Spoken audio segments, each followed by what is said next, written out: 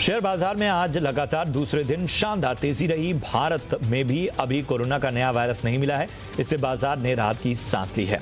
साथ ही अगले हफ्ते देश में एस्ट्राजेनेका की वैक्सीन को मंजूरी मिलने की उम्मीद से भी बाजार में उत्साह नजर आ रहा है। बाजार में चौतरफा खरीदारी से सेंसेक्स 437 अंकों की बढ़त के साथ 46,444 के लेवल पर बंद हुआ।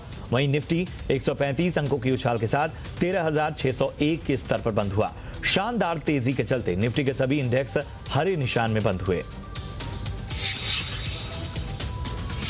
एंटनी वेस्ट हैंडलिंग का आईपीओ 15 गुना से ज्यादा सब्सक्राइब होकर बंद हुआ। कंपनी आईपीओ से 300 करोड़ रुपए जुटाना चाहती है। यह इशू सोमवार को खुला था। कंपनी ने इस साल मार्च में भी आईपीओ पेश किया था, लेकिन निवेशकों के खराब रिस्पांस के बाद इसे वापस ले लिया गया था। जी बिजनेस के मैनेजिंग एडिटर अनिल सिंघवी ने लिस्टिंग गेन और लंबी अवधि दोनों के लिए पैसा लगाने की सलाह दी थी। केएन एनर्जी ने भारत सरकार के खिलाफ टैक्स विवाद मामले को जीत लिया है। एक इंटरनेशनल आर्बिट्रेशन में यह मामला चल रहा था। इसी के साथ देश का सबसे हाई प्रोफाइल विवाद अब समाप्त हो गया है। इसके पहले भारत के खिलाफ वोडाफोन ने भी इसी तरह के टैक्स के मामले में जीत हासिल की थी। वोडाफोन का मामला 20,000 करोड़ रुपए का था। केएन ने मार्च 2015 में भारत के टैक्स डिपार्टमेंट के 1.6 अरब डॉलर से अधिक की डिमांड के खिलाफ औपचारिक विवाद दायर किया था।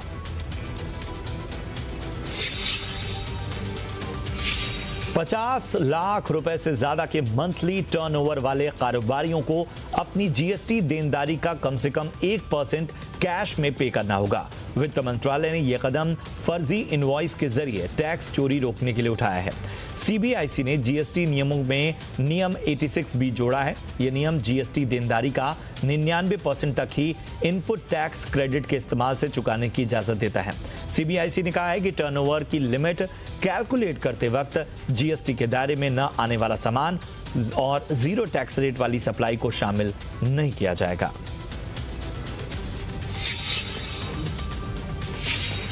अगर आपने अभी तक अपना इनकम टैक्स रिटर्न फाइल नहीं किया है तो आप झटपट कर सकते हैं।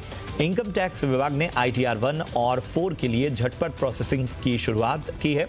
आपको बता दें कि वित्त वर्ष 2019-20 यानी असेसमेंट ईयर 2020-21 का आयकर रिटर्न भरने की आखिरी तारीख में अब बस कुछ ही दिन बचे हैं। नई सर्विस को लेकर IT विभाग ने ट्वीट कर बताया कि फाइल करो झट से, प्रोसेसिंग होगी पट से। आप अपना ITR 31 दिसंबर तक फाइल कर सकते हैं।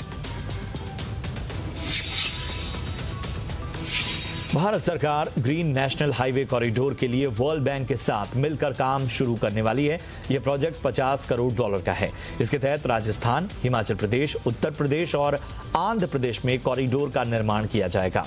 इसे लेकर भारत सरकार और वर्ल्ड बैंक के बीच समझौते पर हस्ताक्षर किए गए हैं। इस प्रोजेक्ट की मदद से रोड ट्रांसपोर्ट मंत्रालय अलग अलग इलाकों में ग्रीन टेक्नोलॉजी के जरिए 783 किलोमीटर के हाईवे का निर्माण करेगा। रिजर्व बैंक ने मोबाइल एप्लीकेशन और दूसरे डिजिटल प्लेटफॉर्म से लोन पर एक बार फिर सख्त चेतावनी जारी की है। आरबीआई ने ग्राहकों से भी कहा है कि जो कंपनियां रजिस्टर्ड नहीं हैं, उनसे KYC डॉक्यूमेंट शेयर ना करें। साथ ही आरबीआई ने ऐसी कंपनियों की शिकायत करने की भी सलाह दी है।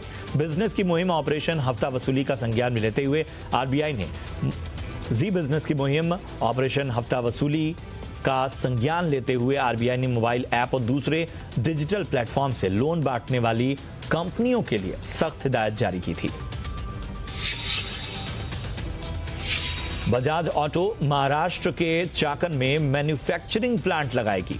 कंपनी ने बताया कि इसके लिए वो 650 करोड़ रुपए का निवेश करेगी। कंपनी ने महाराष्ट्र सरकार के साथ MOU पर हस्ताक्षर किए हैं। माना जा रहा है कि 2023 से इस प्लांट में काम शुरू हो जाएगा। बजाज ऑटो ने बताया है कि इस यूनिट में KTM, हुस्क्वाना और ट्रायम्फ ब्रांड्स की प्रीमियम बाइक्स का प्रोडक्शन किया जाएगा। कंपनी चेतक इलेक्ट्रिक स्कूटर का प्रोडक्शन भी इस प्लांट में करेगी। अगले महीने यानी जनवरी से रसोई गैस सिलेंडर के दाम हर हफ्ते तय हो सकते हैं। फिलहाल ये दाम मासिक आधार पर तय होते हैं। पेट्रोलियम कंपनियां अब साप्ताहिक आधार पर कीमतों में बदलाव का प्लान कर रही हैं। तेल कंपनियों का कहना है कि ऐसा करने से कंपनी और ग्राहक दोनों को फायदा है। कंपनियों की तरफ से इसका प्रस्ताव पेट्रोलियम मंत्रालय के पास भेज दिया गया है।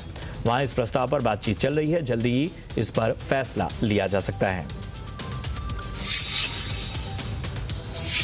दिग्गज इलेक्ट्रिक कार कंपनी टेस्ला के सीईओ एलन मस्क ने कहा कि उन्होंने एप्पल के सीईओ टिम कुक को साल 2017 में टेस्ला कंपनी बेचने का ऑफर दिया था, लेकिन टिम कुक ने उनके साथ मीटिंग करने से इनकार कर दिया था।